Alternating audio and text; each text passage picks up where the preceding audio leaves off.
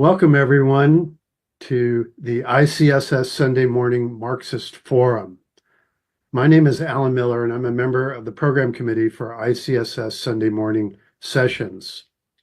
We're based in Oakland, California, in the San Francisco Bay Area, USA, and our weekly programs are online via Zoom every Sunday morning at 10:30 a.m. Pacific Time. You can sign up at our website, icssmarx.org. That's icssmarx.org to receive weekly email announcements for our Sunday sessions. Our session today, Internal Disintegration Prevents Turkey's Regional Aspirations, focuses on the domestic class struggle in Turkey and its role in recent events in Syria and Western Asia. Our speaker, Mehmet Bayram, is a member of the ICSS Program Committee, a journalist, author, and translator who is currently working on a book project to document the memoirs of leftists who lived through the 1980 fascist military coup in Turkey. Welcome, everyone, to the Sunday Morning Marxist Forum. So, Mehmet, welcome to you, too. Thank you very much, Alan. I'll share my screen. Do you want to? Okay. Good morning, and welcome to Sunday Morning at the Marxist Forum. We've been holding these morning meetings for over a decade and a half. And now that we're on Zoom, I should say good morning, good afternoon, and good evening, because now we have a national and indeed an international audience. So these weekly programs are organized by the Institute for the Critical Study of Society. And we go by the acronym ICSS. And this session is being recorded and will be posted on YouTube. And the link will be on our website.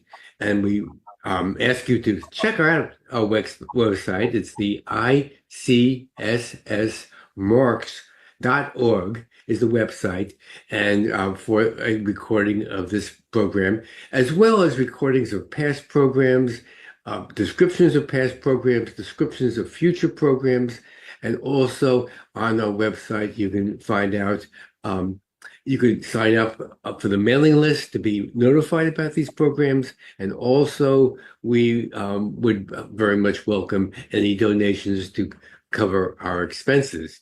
My name is Roger Harris, and I'm on the program committee for the Institute for the Critical Study of Society. And Sunday mornings at the Marxist Forum are programs that are designed to be a platform for diverse presentations of interest to the left. The program committee believes in the continuing value of Marx, and most importantly, of the Marxist tradition, the working class tradition.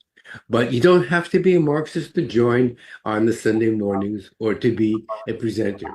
You can, and once again, you can sign up for our mail notifications and for other information at our website. And I'll repeat that just one last time, icssmarx.org. Our presentation today will run about 25 to 35 minutes. And I very much apologize for the technological glitch we had this morning in getting started. We hopefully will correct that and not have that happen again. After the formal presentation, we'll have a short break for announcements, and then we'll follow up with a robust Q&A, and we should end about 12:30 Pacific Standard Time. And the topic of our program today is a particularly timely one. It is the compatible left in service of imperialism. These are the people that are the so-called anti-imperialists. And to speak about that is a person who's very qualified. It's Stansfield Smith. We welcome Stan Smith back. He has spoken at the library, at the Marxist Forum, I should say, before. He is a member of the Chicago ALBA Solidarity, in fact, the leading member of that organization.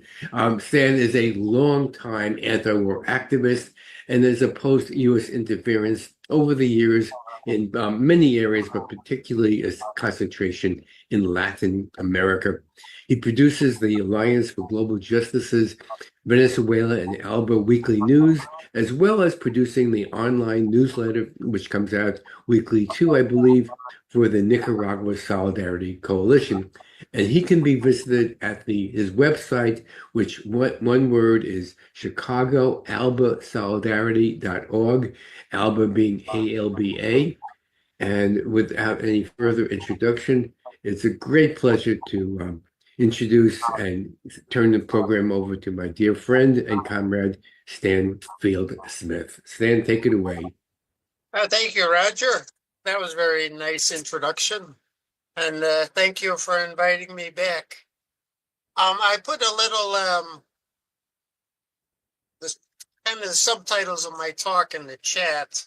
I think it might be like closer to 40 minutes, but I'll try to move it along. Let me bring it up here. I'll start off talking about what is the compatible left today. Now, several books have been written about how the CIA helped to build and subsidize the compatible left back in the 1940s, 50s, and 60s. And the CIA did this to help counter the communist bloc and organizations that were friendly to it. Gabriel Rockhill, who we've had on your programs, is one who writes about it and presents about it now. Am I loud enough for you to hear? No? You're doing perfectly well. Oh, okay. In the Cold War, the CIA used the term non-communist left, the left that it could support and manipulate in opposition to the world communist movement. Back then, we had a bloc of communist states as well as mass communist parties in Europe and to some extent in the US. The CIA used the non-communist left, this third camp left, to neutralize communist support here in the US and to orient people on the left into mild left organizations less threatening to the US empire. We must remember that the national security state destroyed the working class left wing when it purged it from the trade union movement in the late 1940s and early 1950s.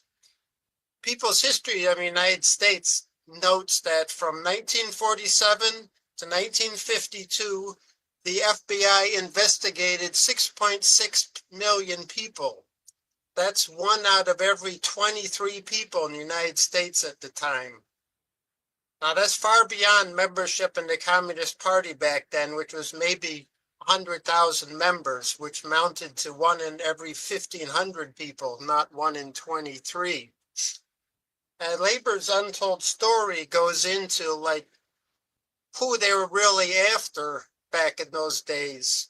They quoted the Chamber of Commerce saying that the real danger came from non-communists, those who engage in pro-communist activities, which it defined as fighting for higher wages, housing, or repeal of the Thought Control Smith Act. That is, this McCarthyite witch hunt went after all those who struggled for social and economic justice and for civil liberties. Today, the non-communist left is called a compatible left, the left deemed compatible with maintaining imperialist world rule. This left dominated the U.S. since the McCarthy era, given the purge and collapse of the communist left. The compatible left provides a respectable alternative to, quote, respectable, to anti-imperialists and uses its progressive work to attract left-leaning youth and activists and workers and intellectuals. Today, the U.S. national security state continues this work to undermine both the anti-imperialist left and build up a left that subscribes to the so-called lesser evil of the Democratic Party. Corporate foundations such as Rockefeller, Ford, Open Society, Carnegie, Tides, and Gates Foundations, and the Proteus Fund all work with the CIA to fund the compatible left. Now, a little short history of the compatible left. This liberal left has been taken many different forms going back to the time of Karl Marx. Back in the 1880s, Engels wrote about the compatible left in his day. He referred to the British labor aristocracy, a privileged layer of the working class. Lenin, as we know, often exposed the reformist and compatible Mensheviks. Later, he went after Karl Kautsky of the German Social Democratic Party, who continually attacked the Bolshevik Revolution. He wrote, for instance, A Proletarian Revolution in the Renegade Kautsky. He also wrote a very good article, Imperialism and the Split in Socialism, where Lenin characterized the compatible left as opportunists and social chauvinists, meaning socialist in words, but national chauvinist in practice. These were the same sort of compatible left as today, that exists today, but in a different world, long before universities and NGOs were widespread, which is a common venue for the compatible left today. In the time of Lenin and Engels, the left was an integral part of the working class movement, something that has not existed here for over 70 years. In the US in the 50s, the compatible left were sometimes called State Department socialists, those who fight for social reforms at home, but whose international politics harmonize with government foreign policy, particularly under the Democratic administrations. But by the 1950s, the working class left wing had been driven from the trade union movement, and around 1990s, the U.S. rulers had helped to destroy the Soviet bloc, and the major communist parties fell apart. International communism was no longer proposed as a threat to the U.S. rulers. But we know the national security state has launched other McCarthyite campaigns. COINTELPRO is one, which showed that the CIA and FBI ran similar police state operations during the years of protests against the U.S. war in Vietnam, against the anti-war movement, the women's movement, the gay movement, and it decimated the Black liberation movement. 10 years ago, compatible leftists sometimes described themselves as anti-imperialist and launched virulent attacks on those speaking out against U.S. intervention in Gaddafi's Libya or Assad's Syria. These anti-imperialists dropped that foolish self-designation as it too obviously revealed where they stood politically. Now, who or what are the communist compatible left today? It's most easily identified as being in the democratic socialist milieu, the DSA milieu. Bernie Sanders in these times, The Nation, Counterpunch, Trotskyists in general, many groups that call themselves Marxist-Leninist, Democracy Now!, Portside, NACLA, Committees of Correspondence, Institute for Policy Studies, anti-Putin and anti-China people who highlight identity politics, those seeking to scare us with Trump fascism, quote fascism, Common Dreams, FAIR, the British Guardian, Pacifica, the Jacobin, Haymarket Books, Mother Jones, and a vast array of environmental groups which are silent on the pollution coming from U.S. wars. The U.S. rulers foster the so-called left gatekeepers as boundary markers for, quote, respectable left views. This left is used to undermine and marginalize the anti-war and anti-imperialist movement or push people towards the Democratic Party against Trump. The compatible left calls out real or concocted human rights abuses in countries the U.S. seeks to targets for overthrow, supposedly, quote, from the left. And so it helps legitimize the U.S. empire's propaganda campaigns. This earns the compatible left much greater access to both foundation money and to progressive media than anti-imperialists can ever hope for. Compatibles are much more likely to be employed by universities, by NGOs, by progressive think tanks, and to appear on mainstream and liberal news and in the alternative media. Thus, the public has much more exposure to their views than they do to the views of anti-imperialists.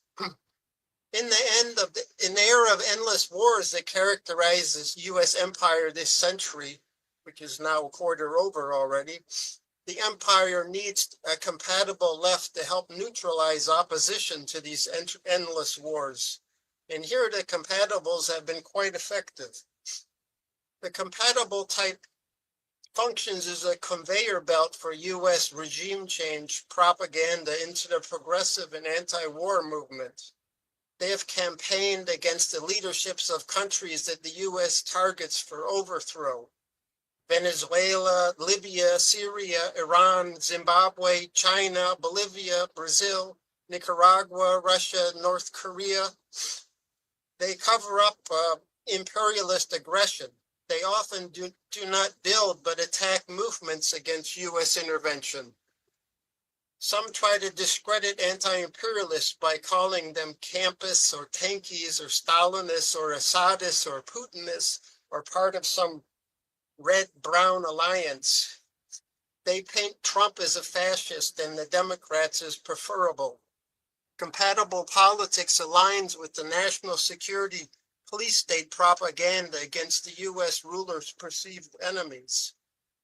But this does not mean that we should not work with compatible lefts where we can. The compatible left does engage in some excellent political work in opposing the blockade on Cuba, in condemning Israeli mass murder, in condemning the Democratic Party leadership, just not the party as a whole, defending the increasing labor union struggles going on now. In these times, for instance, has very good coverage of working class struggles, which many anti-imperialist websites and organizations do not. Yet in these times, there's a pro-democratic party organization, the Tides Foundation, among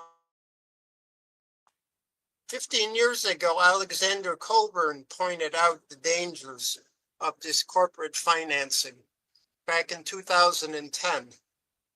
This was back in Counterpunch before it reversed the way its direction it was going. He said, quote, "Much of the progressive sector in America owes its financial survival, salaries, office accommodation, etc., to the annual disbursements of these foundations, which cease abruptly at the first manifestation of radical heterodoxy. In other words, most of the progressive sector is an extrusion of the dominant corporate world, just as are the academies, similarly dependent upon corporate endowments," end quote.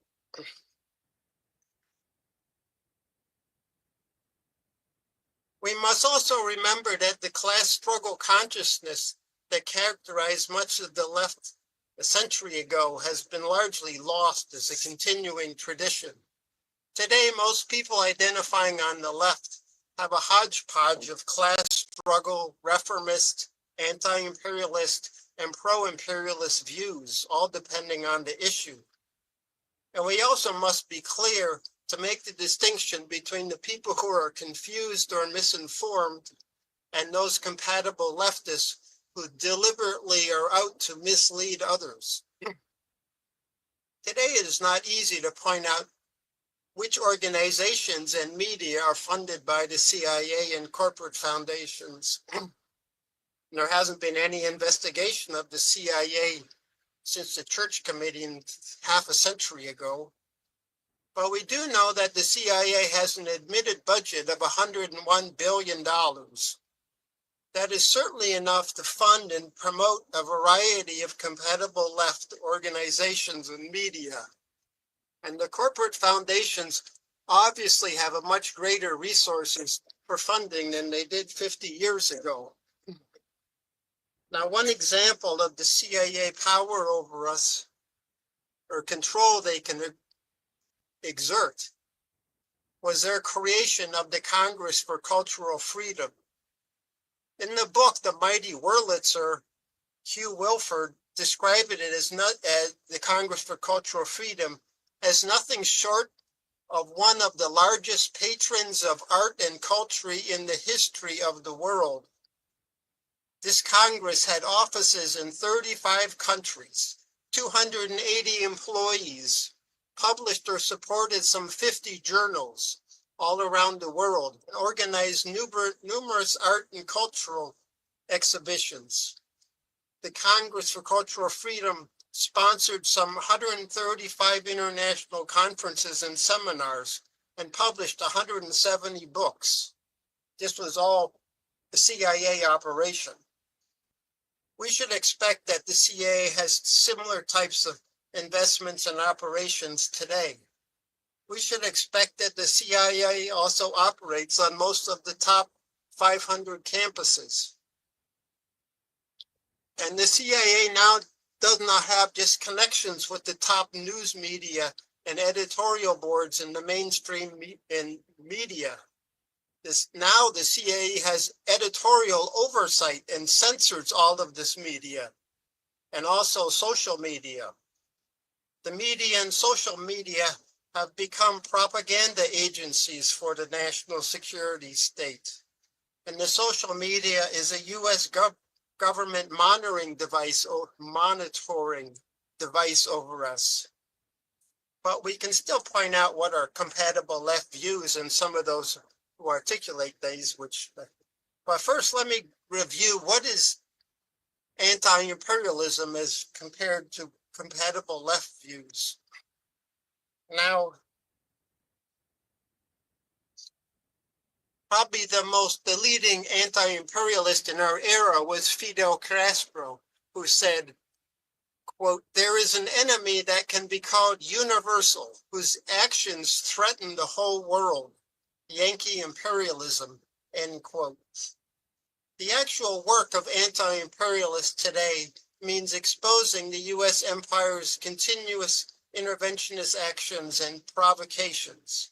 Anti-imperialism means equipping people with this information and organizing people against the domestic and foreign damage of the empire's interventions. Working people are still largely unaware of U.S. coup attempts, terrorist actions, corporate arm twisting of foreign leaders, the empire's weaponizing of international banking and finance, the effect of U.S. sanctions and blockades, such as the blockade on North Korea, which began in 1950, which is now 75 years ago. Anti-imperialism means bringing to light how NGOs are used as regime change tools. That's non-governmental organizations. Anti-imperialism means making people aware of how pervasive is corporate media disinformation. Anti-imperialism means exposing all the U.S. rulers behind the scenes activities that Julian Assange brought to light, as did John Perkins in his book, Confessions of Economic Hitman, or Bill Bloom in Killing Hope, U.S. military and CIA intervention since World War II, or the work of the great Michael Parenti. This work, not critiquing victimized countries' real or concocted abuses, is anti-imperialist work. Of course, we can criticize abuses of governments that the U.S. targets for regime change. We should remember that even Lenin and the Bolsheviks made big mistakes, often overwhelmed by the challenges they faced under continuous threats, harassments, and war, 24/7 by the imperial powers. The way to defend human rights of people in targeted countries, as is, say, in North Korea, is not to condemn them or support sanctions, but to demand that the U.S. leave them alone, demand that the U.S. offer them genuine humanitarian aid. Karl Marx himself was a good example of we could learn from and how to critique a targeted country or movement from a revolutionary point of view. He did write about the Paris Commune, and he made some valuable criticisms of it. But now the compatible left even disputes that U.S. imperialism in the West are the only imperialisms today. That has always been a central appeal of the compatible left to the national security state. Compatibles present the key targets of U.S. imperialism as being imperialist themselves, and therefore compatibles basically join U.S. imperialism in saying it is right to oppose these enemies. We should remember that U.S. imperialism is hostile to any country that places their own national sovereignty above the interests of U.S. corporations. It does not matter if they call themselves socialist. It does not matter if they corrupt or if they are dictatorial. The only issue for the U.S. is that they prioritize their national interests over U.S. corporate interests, and the U.S. does not want to allow that. And we must never forget that the U.S. empire is interfering with other countries all the time, everywhere, even other allied imperialist countries. The CIA even intervened in Australia in 1975 to have their Governor General dismiss Prime Minister Gough Whitlam. The U.S. took action to sabotage the Japanese economic miracle in the 1980s. The Japanese economy has not recovered. And the German one, it started in 2022. The U.S. has 800 military bases outside its borders in other countries, and it exists to threaten the disobedient, which it does just by being there. It bribes foreign leaders when necessary. If that fails, the CIA carries out assassinations and coups against other governments, whether democratically elected or not. I wrote an article a couple of years ago that listed 28 attempted or failed U.S. coup attempts between the year 2000 and the year 2022, just in Latin America alone. 28 coup attempts or victorious coups in 22 years, just in that one continent. The U.S. uses its control of world banking and trade, the SWIFT system, as weapons to wreck other countries. It controls 9 of the 10 top media companies to portray those it considers enemies in a negative light to the U.S. and world public. It controls Facebook, WhatsApp, Google, Twitter, Instagram. In this country, 5 corporations control 90% of what we see, watch, or listen to. The CIA and its junior partners in NED, USAID, Rockefeller, Soros, and other foundations fund NGOs in other countries to soften them up on the inside. And it funds NGOs here too. It manipulates alternative media and progressive media at home, turning them into a compatible left.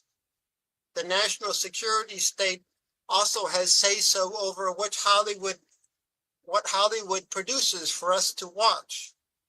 You can just look at who is portrayed as the good and bad guys in James Bond movies, or who are portrayed as the bad guys in U.S. cop shows, to see that who the U.S. wants us to consider as enemies. Anti-imperialists oppose all this U.S. interference in the national sovereignty of other countries. It is the business of people in other lands to solve their own problems, their fundamental democratic right to decide their country's future by themselves. We must forever demand that the U.S. leave them alone so they can carry out their work. That is the most effective way we can defend their human rights. So how is the compatible left different from anti-imperialism when it comes to U.S. endless wars? Compatibles often disguise both the U.S. regime change operations and their own support for it, as seen in Syria, Venezuela, Russia, China, or Iran. Compatibles portray U.S. operations as other nations as popular democratic movements against dictatorship. In fact, many progressives who declare themselves sworn enemies of the U.S. empire nevertheless oppose the same governments as the U.S. empire does. Cuba, Nicaragua, Venezuela, Russia, China, Iran, Syria, North Korea. Building a united front against imperialist brutality is alien to them. Margaret Randall is one compatible leftist like William Robinson, who specializes in attacking Nicaragua. This is a Margaret Randall who once wrote Cuban Women Now and Sandino's Daughters. In 2021, she said, "I believe we should denounce the United States whenever and wherever it interferes in the affairs of a sovereign nation. At the same time, we must call out the state terrorism orchestrated by the Daniel Ortega regime in Nicaragua." The latter part of this is just repeating U.S. coup propaganda, and her anti-interventionist stance is just a fig leaf to cover up the actual purpose of her talk, which is to attack Nicaragua. Here is an example of how compatible people like Randall use a trick to avoid opposing U.S. interference. They do not mean, quote, whenever and wherever the U.S. interferes in the affairs of a sovereign nation, end quote. They mean overt public U.S. interference, typically military. However, U.S. military intervention is only the last resort that the U.S. uses in its various manners of intervention. Many U.S. interventionist tools I have mentioned.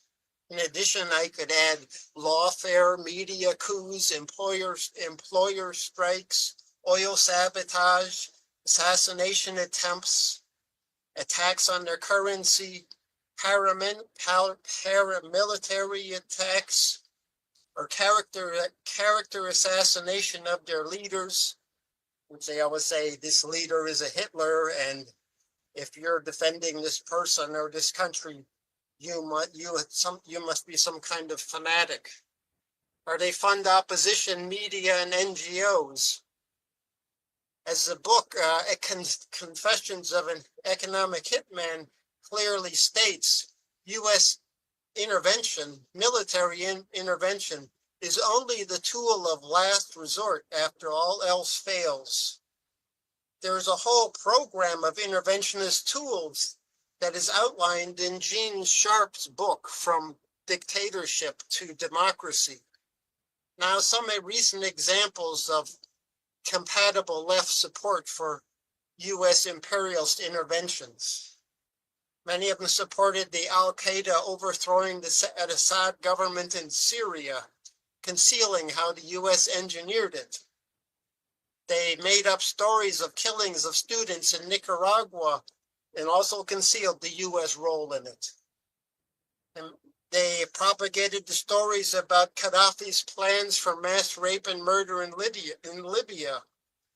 A lot of them spread the story of Hamas mass killing and rape of civilians on October 7th, 2023, when a lot of these we know were killed by the Hannibal Directive of Israel. They helped spread the stories of Chinese genocide in Xinjiang.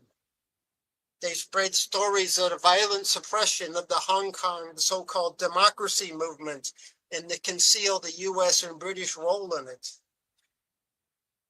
They often refer to the killing of, or the death of Mahsa Amin in Iran in 2022 as being killed by their morality police. And they condemned repression of the democracy movements in Iran while concealing all the U.S. Hundreds of $millions that the U.S. has spent to help build opposition movements in Iran. Many of them supported this story that Evo Morales stole the elections in Bolivia in 2019. Some of them even asserted that Cuba repressed mass protests in 2021. And a favorite story was repeating the nonsense of Russia's unprovoked intervention in the Ukraine. Last year, they have been going on about how President Maduro in Venezuela stole the election. Now, none of these stories are any more true than the stories of Saddam Hussein's weapons of mass destruction, which was widely believed at one time, lest we forget. The compatible left regurgitates these corporate media stories, even while they may say that the mainstream corporate media are propaganda agencies for the ruling elite. In addition, compatibles cover up U.S. manipulations in those countries that led to these stories. But the compatible left extends far beyond their justifications for imperialist wars and coups. But first, the U.S. government and its media do have tremendous power to manipulate our opinions and views. We cannot say that this just applies to compatible leftist people. This is most readily seen in a few examples, that of Russiagate and also of COVID. Now, Russiagate was entirely concocted by the National Security Police State, and the CIA's Brennan, the Director of National Intelligence Clapper, and the FBI's Comey all admitted it. I can go into that later if you want. Now, Russiagate infected much of the left movement, and the left also propagated the McCarthyism directed at those who declared Russiagate fake. In large part, they feared being regarded as defending Trump by speaking out against Russiagate. But how much of the left has actually stated that the only proven interference in the 2016 election, presidential election, was the entire national security police state operation to keep Trump from being elected? I can't say I can't name any left groups that ever said that, but that's the reality. The police state agencies whipped out such a Russiagate hysteria that if you question it in a public forum, you were sure to be shouted down as a Putin stooge or a MAGA bigot.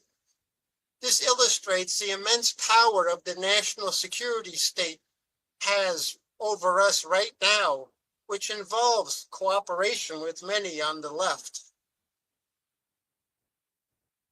Another example of the national security state power is around COVID, the requirement that people get vaccinated by something that wasn't a vaccine, and that lockdowns were permissible.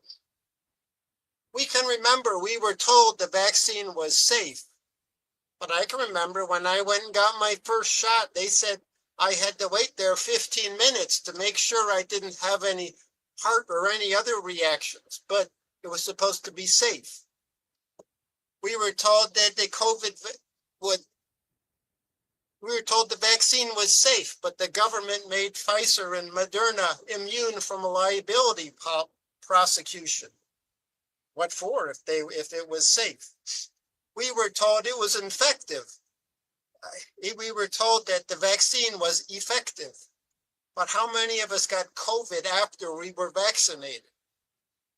Many of us, depending on our job and our state of residence, had to get the shot or lose our job, or were in lockdowns.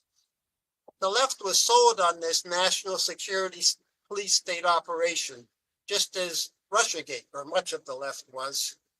Those who protested against it were called Trumpers and anti-science. The left even smeared the protests in Ottawa as MAGA fascist types when Canadians protested the COVID restrictions. Now, some other compatible left themes today. Well, I guess next one is eternal. Is there a compatible left role in U.S. elections? What also appeals to the national security police state is a great many on the left focus condemnations on Trumpers and regard the Democrats as preferable, which they call the so-called lesser evil. For instance, the anti-Trump demonstrations tomorrow, which diverts people's attention away from protesting the whole national security police state and endless war state onto only the Trump part of it. The compatibles who tell you to vote Democratic start off the same way Margaret Randall does in her initial opposition to intervention in Nicaragua, only to spend the rest of the time repeating U.S. interventionist talking points. Compatibles typically say we need to build our own third party, that the two corporate parties that run the U.S. don't represent us. And then they say, but don't do it now, not this election. It is the most significant of our lifetimes, which I guess they all are, it seems, given the looming fascist danger. Defeat fascism first, and then we build a new party.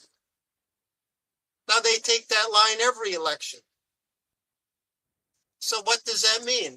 They are in reality saying no time is a good time to build an independent party. Every election is the wrong time. Every election vote Democratic. Never try to build a third party. Their function is to sabotage the building of an independent working class movement, just as they sabotage the anti-war solidarity movement. Some of these examples of this are the LA Progressive or Naomi Klein, Norman Solomon, Jim Lafferty, Angela Davis. Even Noam Chomsky has degenerated into this type of compatible leftist. This is a vital service that the compatible left conducts for the corporate ruling class, not just in foreign interference, but against our own liberation in our own country. Now, another issue where compatible left uses that the ruling elite appreciate is that they adhere to identity politics. Now, thinking about our identity, what is our primary identifying characteristic of capitalism? It is that we must sell our labor power, whether it's physical or mental, to the owners of the means of production in order to survive. Among the working class, there are sectors that are subject to particular oppression, such as non-whites or women, or those who have been denied a decent education, or immigrants, or the LGBT community, but our identifying character is working people. That's what Fred Hampton said too. He said, quote, "No matter what color you are, there are only two classes," end quote. Identity politics divides working people and oppressed people by encouraging them to identify first and foremost, not as a part of the great working class, but as members of specific genders, sexualities, races, nations, ethnicities, religious groups, and so on. A third issue I could mention was COVID. Now, I'm not going to go into that COVID was real or not, because it was, in my opinion, but the issues around COVID, as they were presented and argued in the U.S. population, effectively divided the working class, and all the leftists got caught up in it. The left could have used the pandemic as a rallying call for the need for free national health care. Probably nothing would shake the U.S. class society to its foundations nothing would unite and inspire working people more than winning a fight for free national health care. I don't think nothing could, I don't think.